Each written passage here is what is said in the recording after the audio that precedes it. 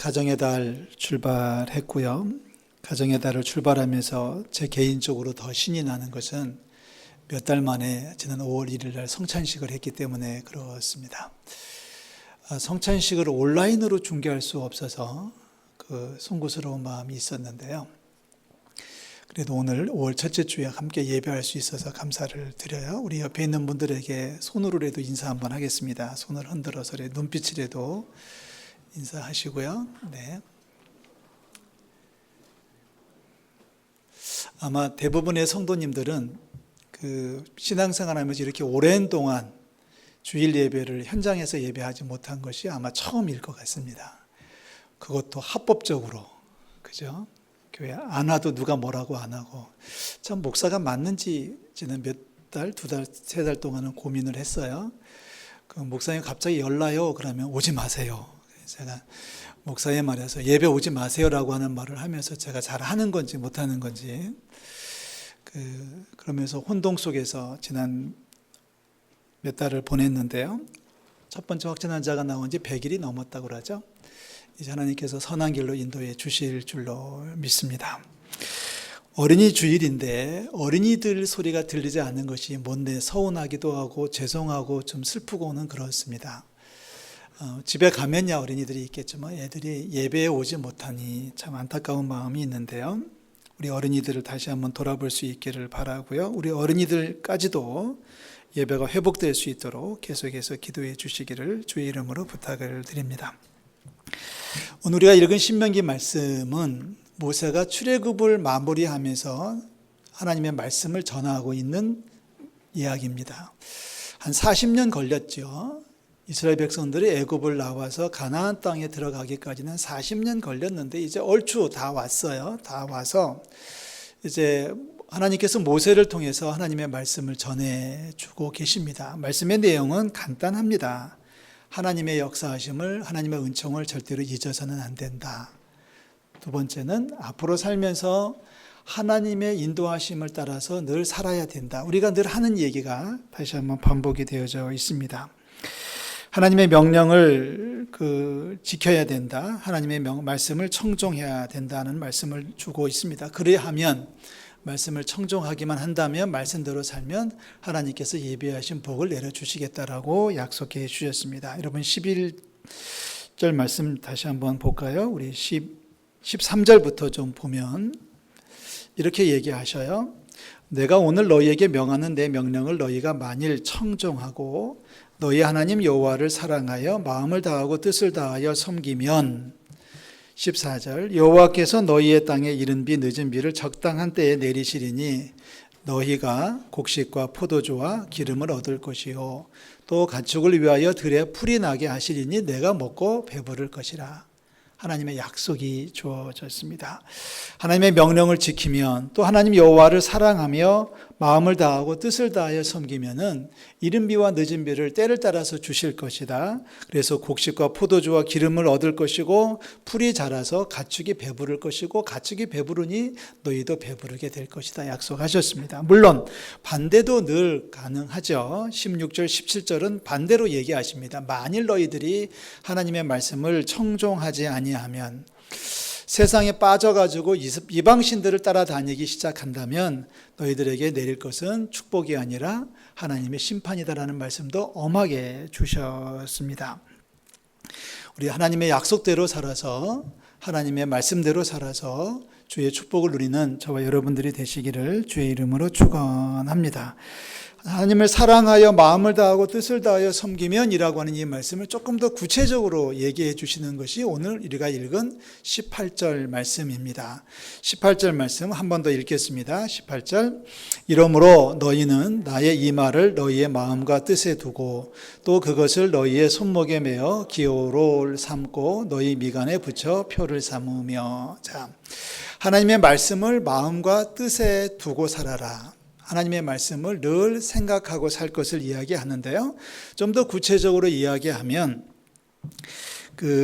손목에 메고, 그죠? 손목에 메어 기호를 삼고 너희 미간, 두 눈썹 사이죠. 눈 사이, 얼굴 중심에다가 하나님의 말씀을 기호를 삼는다면, 붙여 표를 삼는다면, 또 20절 내려가서는 내 집 문설주와 바깥문에 기록을 해놓고 늘 들어오고 나가면서 하나님의 말씀을 늘 확인하고 반복하면 이라는 얘기입니다. 이 명령을 들었던 이스라엘 백성들은 실제로 이렇게 했습니다. 우리 매주사라고 하는 말이죠. 이렇게 머리에 띠를 둘러가지고 가운데다가 하나님의 말씀, 물론 모형입니다. 모형인데 그렇게 해서 하나님의 말씀이 나와 함께 있다는 것을 늘 기억을 하고 있었고요. 저렇게 하는 것도 있고 손목에 매는 팔찌 같은 문양도 있고요. 그리고 문설주에 붙이는 것도 있습니다. 혹은 경문이라고도 하고 매주사라고도 하는 건데, 화면 좀 넘겨주실래요? 아니, 저 말고 진짜 매주사를 하나 보여주시죠. 아마 이스라엘 여행하셨던 분들은 대부분 다 보셨을 겁니다. 화면이 안 넘어가나요? 네, 여러분 상상에 맡기도록 하겠습니다. 이스라엘 성경책은 이렇게 두루마리로 되어 있어요. 두루마리의 모형을 작게 만들어가지고 문설주에다가 붙여놓고, 이스라엘 사람들은 지금도 그렇게 합니다. 들어가고 나갈 때마다 한 번씩 툭툭 치고 들어갑니다. 이것이 뭐 소용이 있겠어라고 말하지만 그 사람들은 그것이 일종의 신앙 고백적 행위이죠. 그렇게 함으로써 하나님의 말씀이 있다고 하는 것을 확인하고 반복하고 또 경험하곤 하는 것이 있습니다. 자, 우리는 그렇게 하지 않더라도 이 말씀의 정신은 우리가 기억을 해야 되지 않겠습니까? 왜 하나님께서 그렇게 말씀을 주셨을까요? 왜 미간에 붙이고 팔찌에 두르고 그리고 목걸이를 하고 마치 우리가 십자가 문양을 하고 있는 것과 비슷한데요.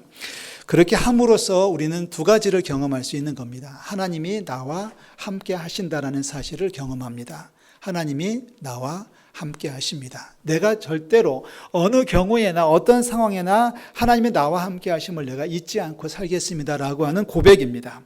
또 하나는 동시에 내 이마에다가 말씀을 붙이고 살면서, 물론 말씀의 모형이겠지만 내 손목에다가 팔찌를 메고 살면서 내 집 문설주에다가 표식을 달고, 매주사라고 하는 표식을 달고 살아가면서 우리는 고백하는 겁니다. 나는 하나님의 사람입니다. 당신들 나를 함부로 하지 마십시오라고, 내가 그리스도인이라는 사실을 사람들에게 인정하고 살아가는 것이 이 정신에 포함되어져 있는 겁니다. 그러니까 내가 스스로 경험하는 것이고 나아가서 남들에게 나를 선포하고 있는 것이 바로 이 오늘 18절 말씀의 정신이라고 하는 것을 기억하십시오. 예수님께서도 같은 말씀을 주셨습니다. 마태복음 10장 32절에 하신 말씀인데요.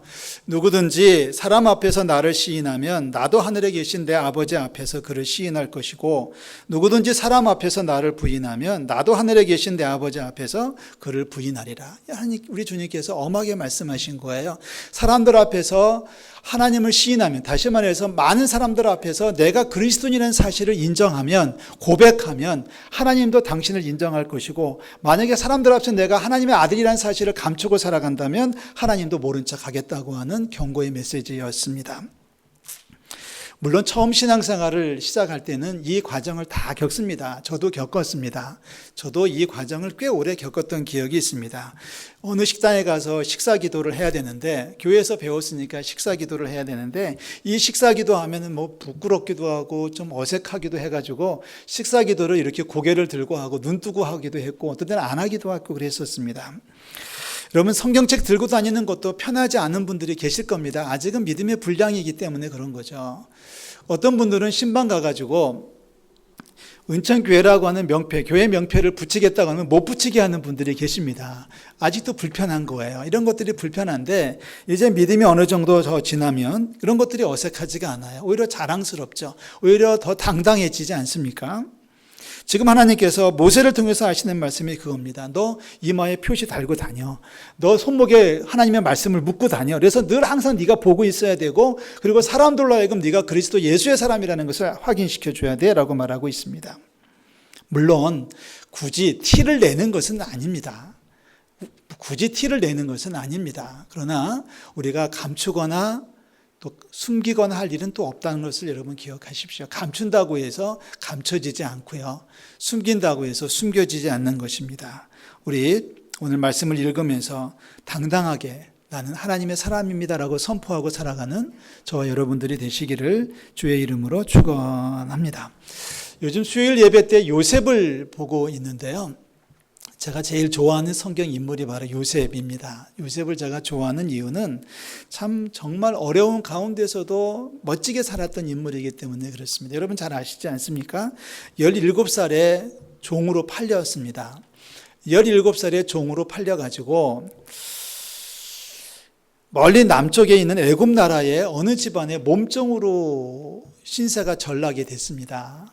정말 끔찍한 일을 경험하지 않습니까? 그런데 종살이하면서 정말 허드렛 일을 하는 종살이를 하면서도 뭐 죽어도 누가 한 명 아쉬워할 거 없고 밥 뭐 안 먹었다고 챙겨주지도 않고 누구 하나 돌봐주지 않는 그 험악한 인생을 살면서도 요셉은 최선을 다했습니다. 성경은 분명히 얘기하죠. 창세기 39장에 여호와께서 함께 해주셨다. 하나님께서 형통하게 해주셨다라고 얘기합니다.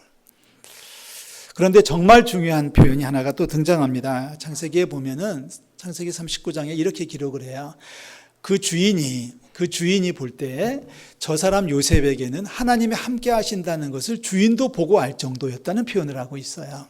요셉이 얼마나 형통했냐면 요셉이 하는 일보다 잘 되는 것을 그 주인도 보고 알 정도였습니다 라고 이야기하고 있어요. 이게 우리 그리스도인이 살아가는 모습이어야 됩니다.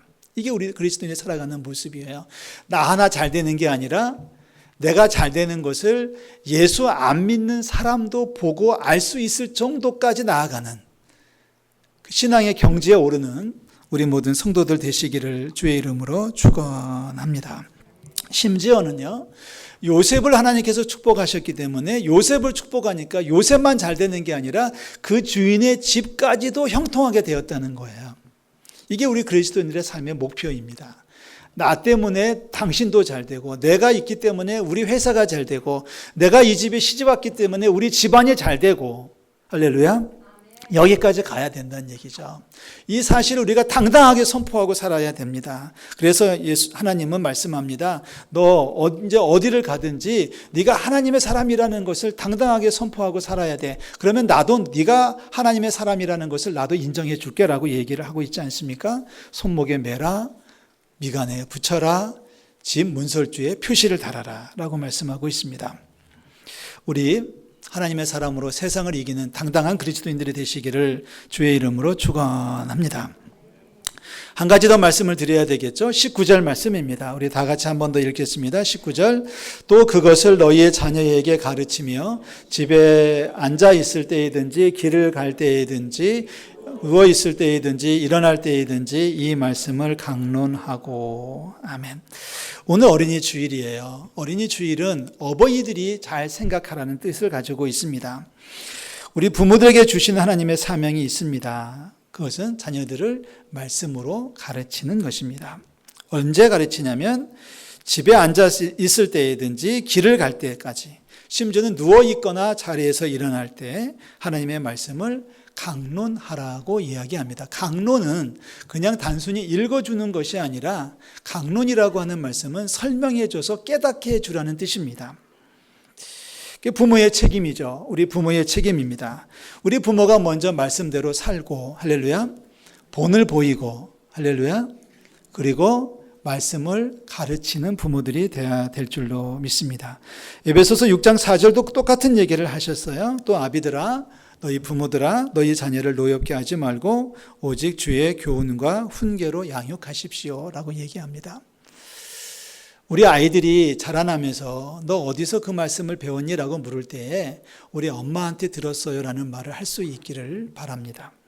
너 어떻게 그렇게 기도할 수 있어? 기도를 어디서 배웠어? 우리 아빠가 늘 기도하는 모습을 보고 제가 배웠거든요 라고 말할 수 있으면 그 가정은 임마누엘 가정이 되는 겁니다.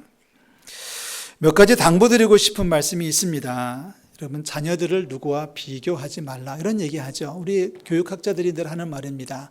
아이들을 키우면서 옆집 아들과 비교하지 말아라. 심지어는 동생과 형을 비교하지 말아라. 심지어는 아버지하고도 비교하지 말아라 하는 얘기를 합니다. 자녀들을 저주하지 말라는 이야기도 곧잘 하지 않습니까? 자녀들을 저주하지 말아라. 자녀들을 면전에 두고서 자녀들에게 부정적인 이야기를 하지 말아라. 너 그렇게 자라서 앞으로 뭐 되려고 그래? 그 집밖에 더 되겠어? 라는 말 하지 말라는 뜻이에요. 셋째, 자녀들을 자랑하라는 얘기를 합니다. 뭐 많은 이야기가 있겠지만 이 세 번째 이야기는 우리가 한 번쯤 귀담아 주셔야 될 것 같습니다. 저도 어렸을 적에는 제가 우리 아이들을 예쁘다고 하면 저희 부모들이 야단을 치셨어요. 저만 해도 그렇게 컸습니다. 야, 예쁘면, 그래서 우리 아이들 키울 때 예쁘다고 말 못하고 키웠습니다. 못난이라고 키웠습니다. 왜냐하면 잘났다고 예쁘다고 착하다고 하면 귀신이 와서 잡아간다고 그래가지고 애들을 예쁘다고 하지 못하고 맨 못난이라고 키워요. 이거 못난이, 이거 못난이 그랬던 기억이 있습니다. 저는 진짜 제가 어렸을 적에 못난 줄 알았습니다. 근데 거울 보니까 그래도 코도 있고 눈도 있어서 그래도 만족했는데 요즘 세상은 그렇지 않아요. 요즘에 아이들을 키워내는 교육학자들을 보면 아이들을 자랑하라고 얘기합니다. 옛날에는 왜 자식 자랑하면은 팔불출이라고 해가지고 자식을 자랑하지 못하게 했는데 요즘 그렇지 않습니다. 우리 부모들 자식들을 많이 자랑하는 우리 부모들이 되시기를 주의 이름으로 축원합니다. 여러분 시간을 좀 내셔서 오늘 인터넷 들어가셔가지고 자녀교육 10계명이라고 하는 것을 좀 펼쳐보시면 많은 사이트에서 자녀교육 10계명이 나와요. 거기에서 그 중에서 마음에 드는 것을 꼭 실행해 주시면 됩니다. 지금 하나를 띄워드렸는데 첫 번째 것만 해도 그렇죠. 자녀들을 어떻게 해요? 늘 포옹해줘라. 자녀들을 늘 포옹해줘라. 요즘은 포옹 못하죠. 자식들은 할 수 있는지 모르겠습니다. 자식들은 할 수 있는지 모르겠는데 여러분 육신 먹은 아들도 아들입니다. 그죠? 육신 먹은 아들도 끌어안아 주셔야 되고요. 손주도 끌어안아 주시고요. 우리 한국 사회에서 끌어안는 게 좀 어려운데 좀 많이 포옹해 주라는 말씀도 있고 여러분 쭉 10가지 보시면 얼마든지 이해하실 것 같아서 그냥 띄웠다가 그냥 없애버리겠습니다. 자, 이제 신앙적인 얘기 좀 해야 되겠죠. 두 가지만 여러분 기억하시고 아이들을 잘 키워내셨으면 좋겠어요. 아이들이란 얘기는 내 아들, 딸, 나아가서 우리 손주들, 나아가서 우리 구역의 믿음이 약한 자들, 또 우리의 전도 대상자들, 내가 챙겨야 될 모든 사람들이 다 마찬가지이겠습니다. 그거를 통칭해가지고 자녀라고 표현하고 있는데 두 가지입니다. 무슨 일을 결정하기 전에 그 일을 결정할 때 이것이 하나님의 뜻인지를 묻고 대답할 수 있어야 됩니다.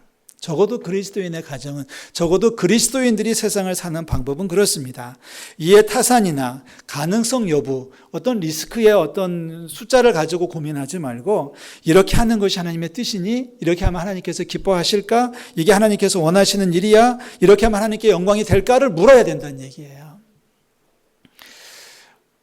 이제 입시철이 좀 지났습니다만은 대학 입시에서 이제 학과를 결정할 때, 학교를 결정할 때 많은 부모들이 그렇게 결정을 하지 않습니까?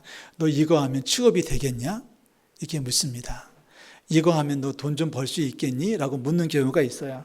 어떤 집을 하나를 사가지고 이사를 하려고 할 때도 많은 분들이 그거를 따집니다. 여기에 집 사두면 몇 년 만에 오를 수 있을까요? 이런 거 따지고 있어요.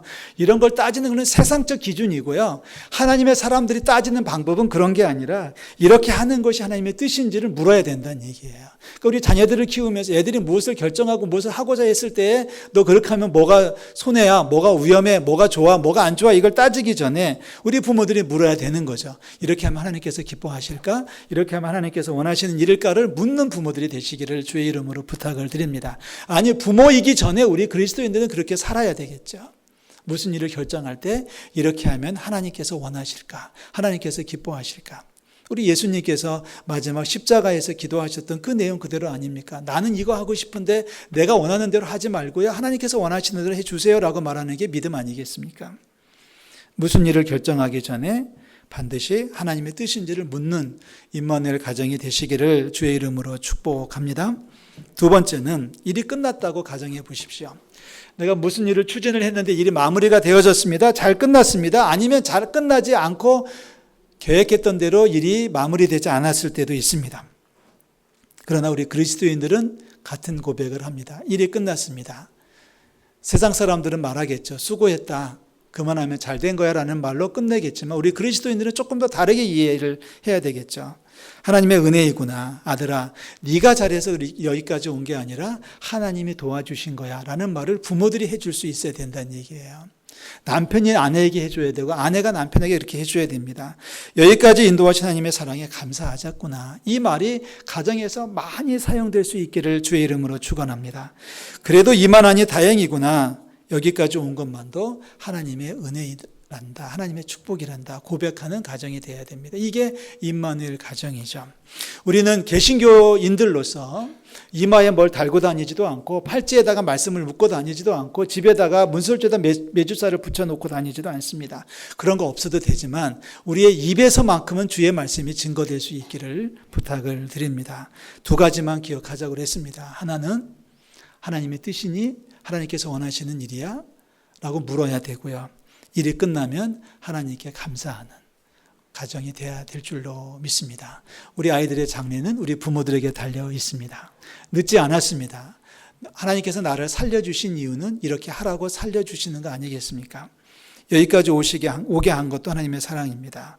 세상이 흉흉하니까 세상은 저마다 자기 멋대로 살아가고 있지만은 우리 부모는, 그리스도인 부모들은 부모로서의 사명을 감당해야 될 줄로 믿습니다. 먼저 본을 보이십시오. 내가 먼저 그리스도인답게 살아가시고요. 내 안에 있는 예수님을 보여줄 수 있기를 바라고요. 우리 아이들과 대화할 때, 우리 이웃들과 대화할 때 늘 문제를 점검해야 됩니다. 하나님께서 원하시는 것인지 일이 마치면은 하나님께 감사하는, 하나님께서 약속하신 대로 오늘 21절에 그런 말을 하죠. 자녀의 날이 많아서 이렇게 살 수만 있다면, 이렇게 너희들이 살아간다면 너희들 자녀의 날이 많아서 하늘이 땅을 덮는 달과 같을 것이다 라고 약속해 주셨습니다. 우리 아이들에게 믿음의 유산을 물려주는 우리 성도들 되시기를 주의 이름으로 축원합니다. 부모가 바로 서면 우리 가정이 믿음 안에 서게 될 줄로 믿습니다. 아이가 다 나이가 들어서 어른이 돼도 아직은 기회가 있습니다. 내가 살아있는 동안은 기회가 있는 거예요. 우리 아이들이 살아있는 동안은 아직은 우리가 해야 될 사명 아니겠습니까? 믿음으로 살고 말씀으로 무장하고 하나님 앞에 감사하는 아름다운 가정이 되시기를 주의 이름으로 축원합니다. 기도